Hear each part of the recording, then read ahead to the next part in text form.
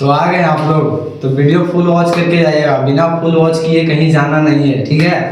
तो आज जो हम लोग देखने वाले हैं वो देखने वाले हैं पवन सिंह के तीसरा गाना होली का आएगा या नहीं आएगा।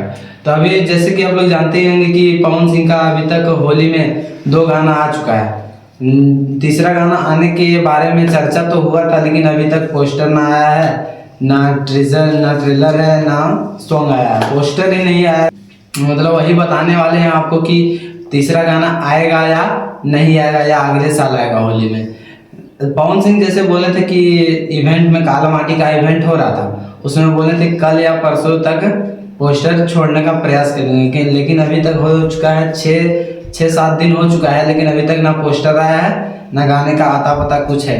तो अगर आज शाम तक पोस्टर या गाना कुछ नहीं आया, अगर होली का तीसरा गाना आने का रहेगा तो आज शाम तक रिलीज हो जाएगा, वरना इस साल होली में नहीं आएगा तीसरा गाना पवन सिंह का, अगले साल होली में रिलीज कर दिया जाएगा उसको। जैसे कि ये 2 गाना जो पवन सिंह खुद बोले थे कि दोनों पिछले साल होली वाला है, तो इस साल का मतलब अभी नया शूट होके गाना रिलीज नहीं हुआ है इस साल। तो इस साल भी जो होली का गाना शूट हुआ है वो अगले साल रिलीज किया जाएगा।